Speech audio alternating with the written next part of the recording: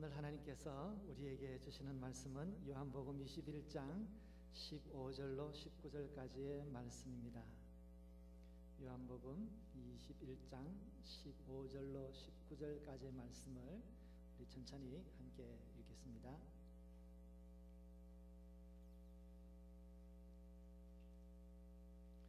요한복음 21장 15절로 19절 시작.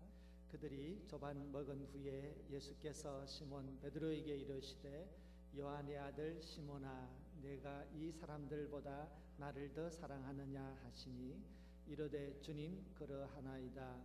내가 주님을 사랑하는 줄 주께서 아시나이다. 이르시되 내 어린 양을 먹이라 하시고 또 두 번째 이르시되 요한의 아들 시몬아 내가 나를 사랑하느냐 하시니 이르되 주님 그러하나이다. 내가 주님을 사랑하는 줄 주님께서 아시나이다.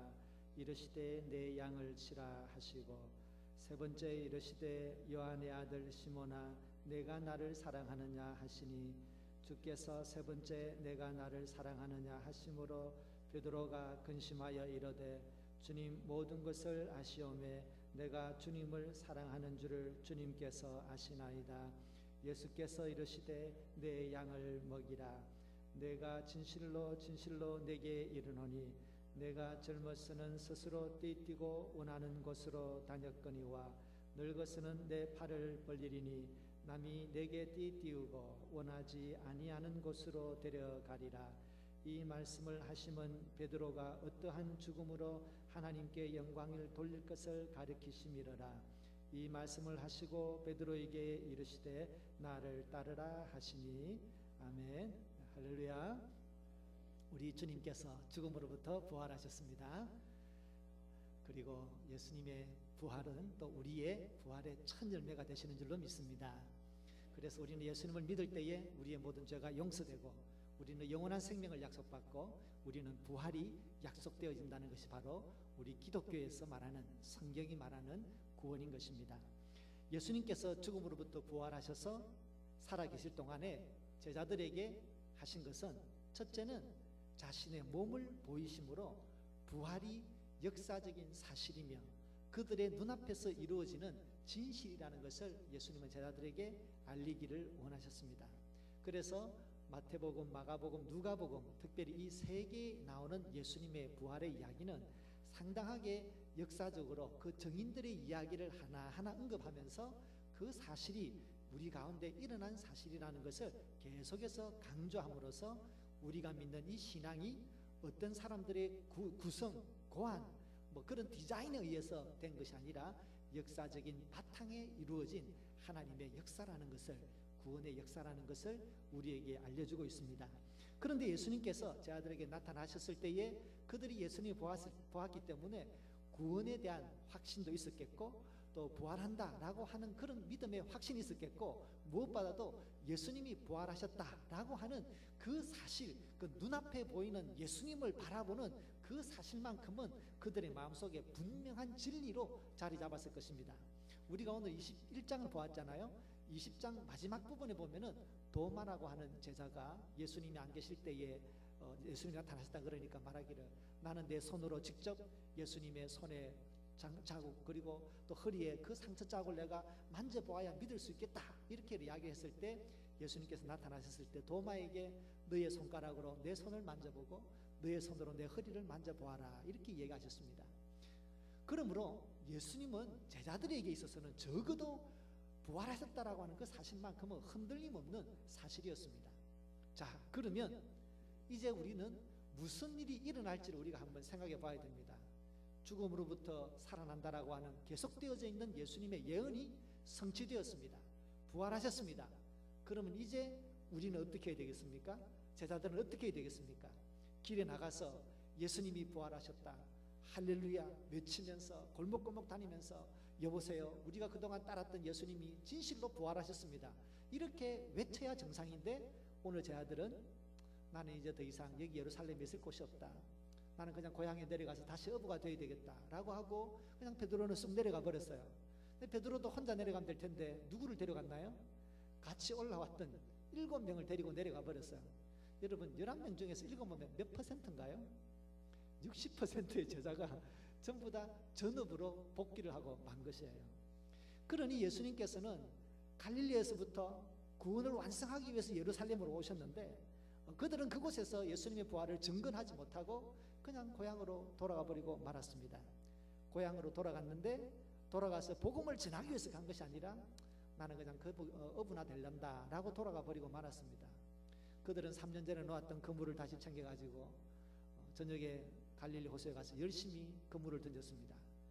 그러나 그들이 구한 것은 아무것도 없었습니다. 날이 밝아갈 때에 호숫가에 한 사람이 있어서 묻습니다. 너희들이 고기를 잡았느냐? 잡은 게 없습니다. 그물을 배 오른쪽에 던져라 하셨습니다.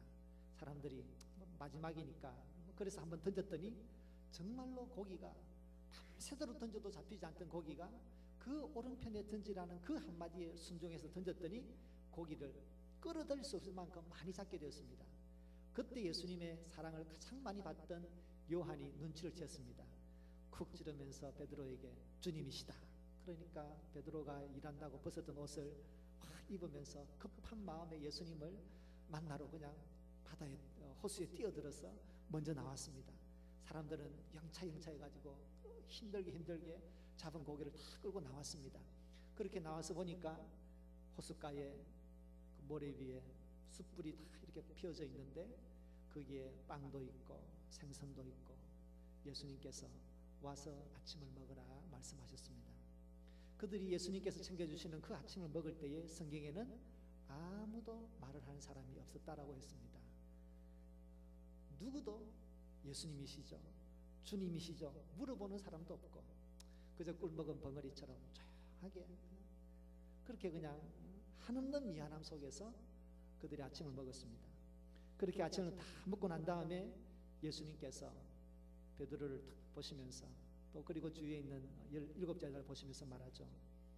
요한의 아들 시몬아, 내가 이 사람들보다 나를 더 사랑하느냐? 베드로는 기어들어가는 서로 얘기합니다.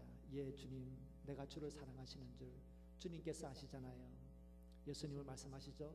내 양을 먹이라. 이런 똑같은 질문이 3번 반복되고 똑같은 질문을 대답을 또 3번이나 베드로가 얘기하게 됩니다. 그럴 때마다 예수님, 내가 주님을 사랑하는 줄 주님께서 아시잖아요 라고 할 때에 예수님은 거기에 대해서 말씀하시기를 내 양을 먹이라, 내 양을 치라, 내 양을 먹이라 말씀하시면서 나를 따르라 이렇게 말씀하십니다. 예수님께서 처음 갈릴리 호수에서 이 베드로를 만났을 때에 그는 동생 안드레와 같이 바다에서 그물을 던지면서 한참 어업에 열중하는 중이었습니다.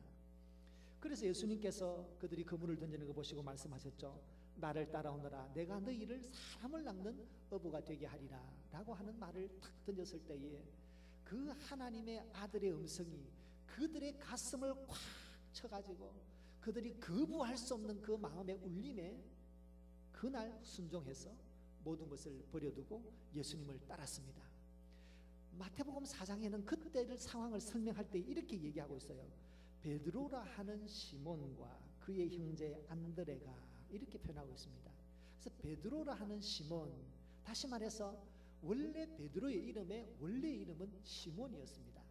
그런데 예수님께서 3년 전에 그를 불렀을 때, 시몬을 불렀을 때 3년 동안 예수님께서 제자 훈련을 열심히 시키고 나서 그에게 베드로라고 하는 이름을 지었습니다. 그런데 베드로라고 하는 이름이 예수님 믿을 때 처음부터, 예수님 따라다닐 때 처음부터 받은 이름이 아니에요. 예수님께서 3년의 공생애를 거의 마무리해 갈 즈음에 마지막으로 제일 예루살렘, 유대민족이 제일 북쪽에 가이사랴 빌립보라고 하는 제일 북쪽으로 탁 올라가셨어요. 북쪽에서부터 이제 남쪽 예루살렘으로 쭉 내려오시는데 맨 북쪽에 올라가서 베드로 그리고 제 아들에게 물어보죠. 사람들이 나를 누구라 하느냐? 그렇게 묻습니다. 그리고 나서 베드로에게 말하죠. 너는 나를 누구라 하느냐? 주는 그리스도시요 살아계신 하나님의 아들입니다. 그렇게 말을 했을 때에 너는 베드로다, 너는 반석이다. 그때의 베드로라고 하는 이름이 주어졌습니다. 그러니까 시몬이 이 베드로라고 하는 이름을 가지는 것은 적어도 2년 6개월이라고 하는 그 훈련을 통해서 겨우 하사받은 이름인 거예요. 그래서 베드로라고 하는 이름은 참 귀합니다. 내가 이 베드로라고 하는 이 이름 위에 나의 교회를 세운다. 음부의 권세가 이 길을 침범하지 못한다 라고 하는 하나님의 놀라운 축복을 받은 이름입니다. 그런데 지금은 예수님께서 뭐라 부릅니까? 그 축복된 이름을 부르지 아니하시고 3년 전 처음 바닷가에서 어부질하는 베드로를 만났을 때 요한의 아들 시몬아 이렇게 부르십니다. 자, 그러면 예수님께서 의도적으로 이렇게 요한의 아들 시몬아라고 부르셨을 때 우리들이 하나 생각해 볼 수 있습니다. 내 양을 먹이라, 나를 따르라 라고 하셨을 때 지금 네가 서 있는 자리는 어부의 자리이고 자연인 어부의 아들 요한의 아들 시몬이다. 그러나 이제 나를 사랑한다면 나를 따라와서 제자가 되어라 라는 것입니다. 너는 지금 너의 신분이 어부가 아니라 너의 신분은 영적으로 예수 그리스도의 제자다 라고 하는 것을 리마인드 시켜주면서 네가 지금 어디에 속해 있는지를 알도록 예수님께서 촉구하신 것입니다. 성도 여러분, 우리는 부활의 예수님께서 베드로에게 하신 질문, 내가 나를 사랑하느냐라고 하는 이 질문을 오늘 말씀을 통해서 다시 한번 읽게 됩니다.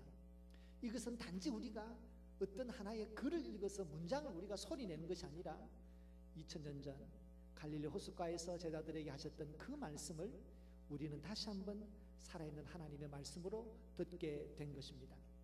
주님께서 우리에게 내가 나를 사랑하느냐라고 물었습니다.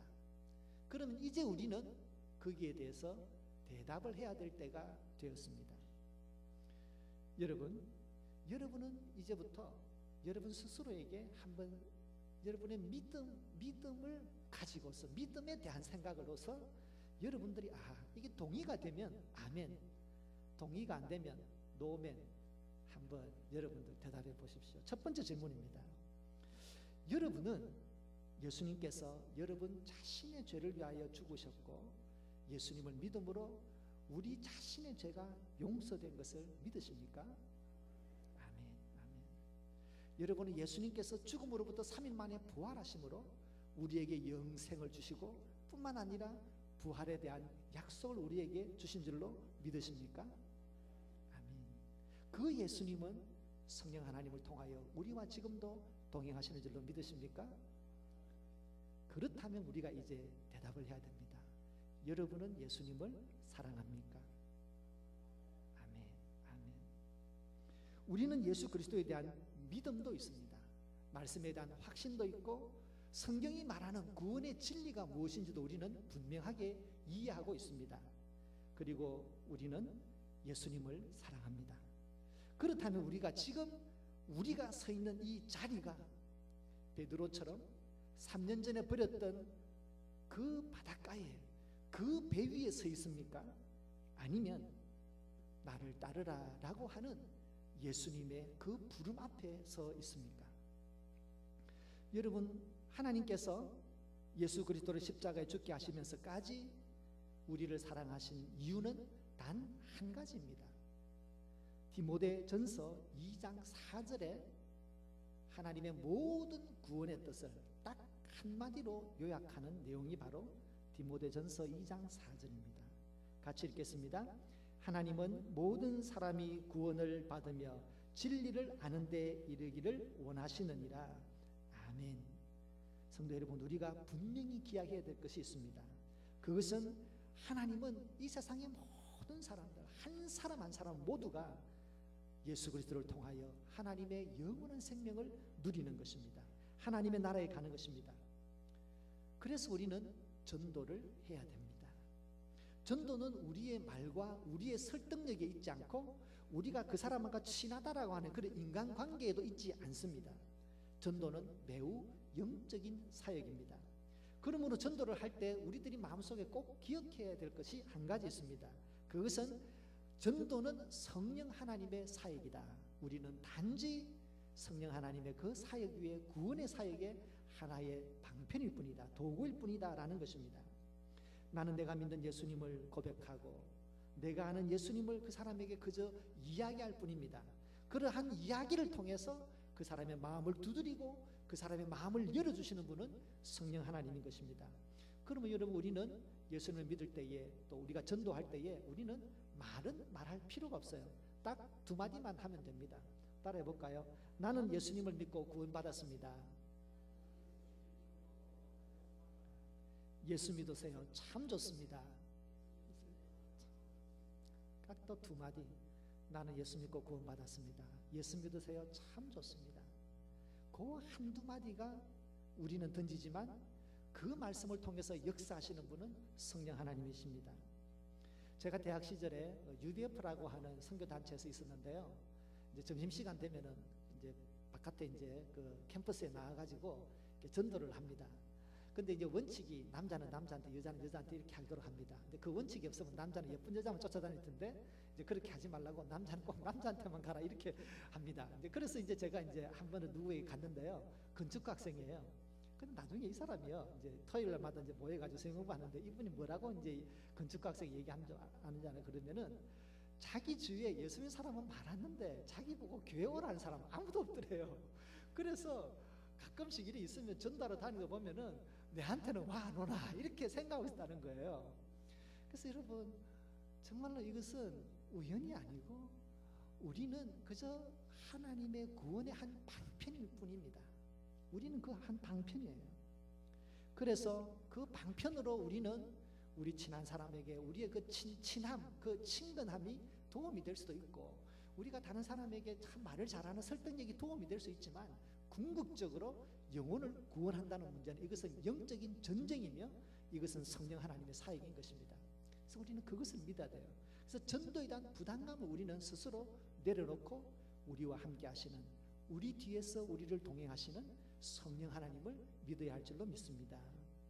그러므로 여러분 우리는 기도할 때에 하나님 전도의 문을 열어주십시오. 숨겨진 하나님의 백성을 만나게 해주십시오. 우리는 이런 기도를 함으로써 언제나 하나님께서 우리를 전도의 자리로 이끌어 주실 것입니다 라고 하는 그 믿음과 그 기도를 가지고 살아야 되겠습니다. 사도 바울이 고린도라고 하는 이 항구 도시에서 전도한 적이 있었습니다. 근데 전도를 하려고 그러면은 유대인들이 와가지고 계속 논쟁을 거는 거예요. 계속 논쟁을 해. 그러니까 여러분 전도를 하려고 하면 말씀을 전해야 되는데 계속 논쟁을 하니까 복음 전도가 안 되잖아요. 그런데도 놀랍게도 하나님께서 같이 장막을 치는 사람 만나게 하시고 회당장 만나게 하시고 그러면서 한 명, 두 명 추수를 하기 시작했어요. 그러다가 저녁에 완전히 사도 바울이 사실은 이 몇 개월 있다가 떠나는데 거기에 아주 눌러있게 된 그런 역사적인 사건이 있었습니다. 우리 사도행전 18장의 말씀 우리 같이 한번 볼까요? 같이 읽습니다. 밤에 주께서 환상 가운데 바울에게 말씀하시되 두려워하지 말며 침묵하지 말고 말하라. 내가 너와 함께 있음에 어떤 사람도 너를 대적하여 해롭게 할 자가 없을 것이니 이는 이 성중에 내 백성이 많음이라 하시더라. 1년 6개월을 머물며 그들 가운데서 하나님의 말씀을 가르치니라. 아멘. 아멘.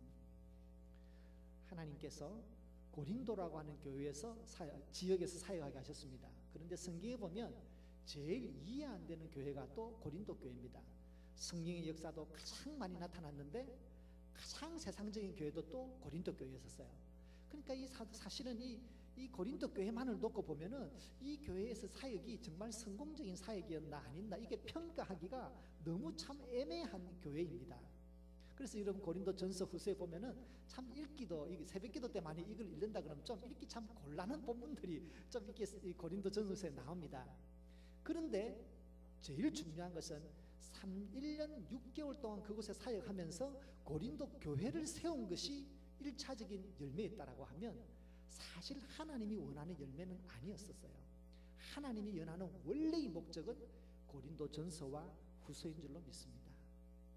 고린도 전서와 후서를 통해서 앞으로 이 지구상에 일어나는 모든 교회가 가지고 있는 모든 문제를 거기에서 다 언급해 주신 거예요. 고린도 전서 후서에는 세상에 있는 모든 교회들이 가지고 있는 문제의 박람회입니다. 이 고린도 전서만 우리가 잘 읽고 거기에 막 은혜 받으면 모든 세상의 교회의 문제들은 다 해결될 수 있습니다.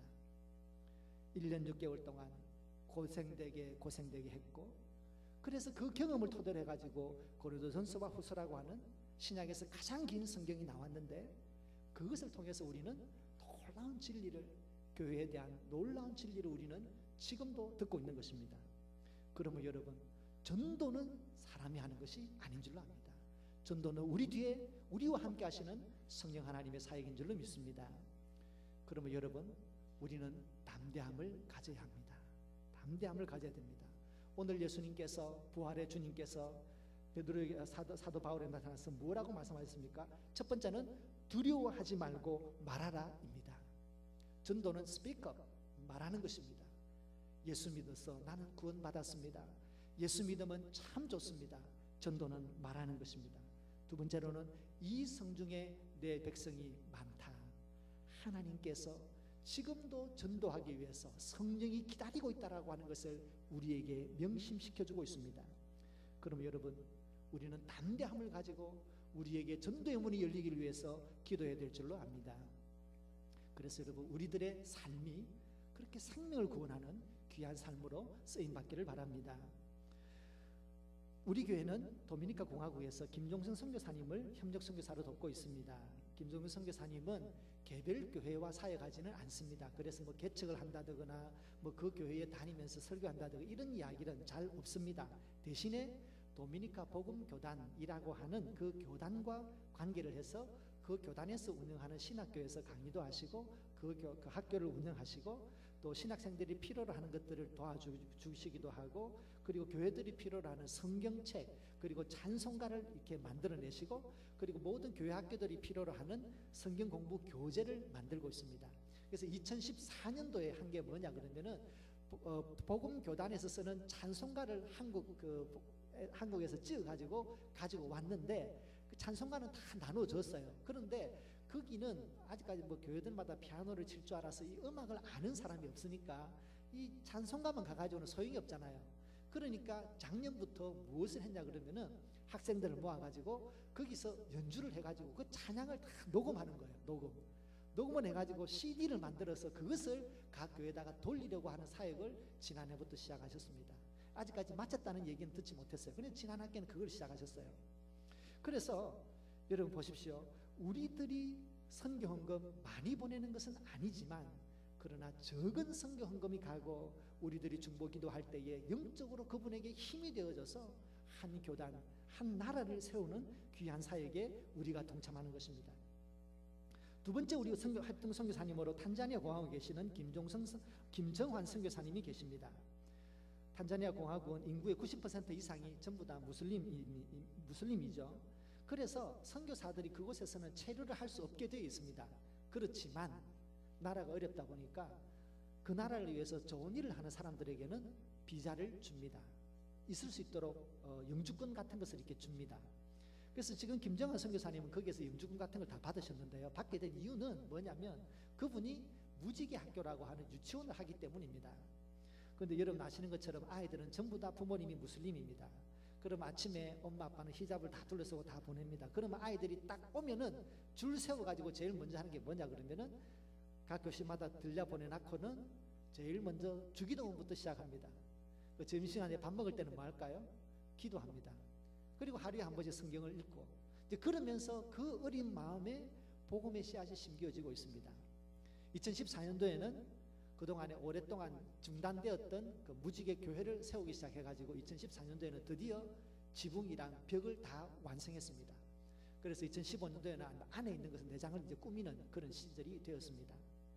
그런데 그렇게 하게 된 이유는 그것을 통해서 이제 어른들을 만나는 그 접촉점이 되었습니다. 그래서 현지인 목사님을 중심으로 해가지고 거기서 어른들도 이렇게 모이고 있습니다. 여러분, 우리가 지금 세계적으로 어려운 문제가 크게 두 가지인데, 하나는 환경 문제하고 하나는 테러 문제죠. 근데 여러분, 이 테러 문제라고 하는 게 뭡니까? 궁극적으로는 이 이슬람 국가, 알카에다, 보코하람, 이것이 일어나는 지역이 어디입니까? 이슬람권이에요. 이슬람권. 지금 우리 이 아이들의 마음속에 이 복음의 씨앗이 한마디 한마디 떨어집니다.